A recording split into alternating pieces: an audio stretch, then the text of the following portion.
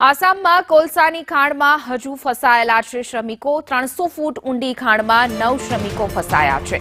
સેના, NDRF, એસડીઆરએફનું rescue operation ફરી શરૂ કરવામાં આવ્યું છે। રાત્રે રેસ્ક્યુ ઓપરેશન સ્થગિત કરાયું હતું।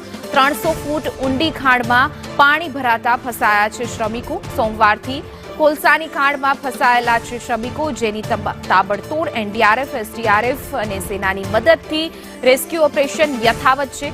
રાત્રે તેને સ્થગિત કરવામાં આવ્યું હતું। રેસ્ક્યુ ઓપરેશન આજ સવારથી ફરી શરૂ કરવામાં આવ્યું છે। સોમવારથી ખાણમાં ફસાયેલા છે શ્રમિકો, જેને બચાવ કામગીરી યથાવત છે। 300 ફૂટ ઊંડી ખાણમાં 9 જેટલા શ્રમિકો છે તે ફસાયા છે। આસામમાં સોમવારે આ બની હતી ઘટના।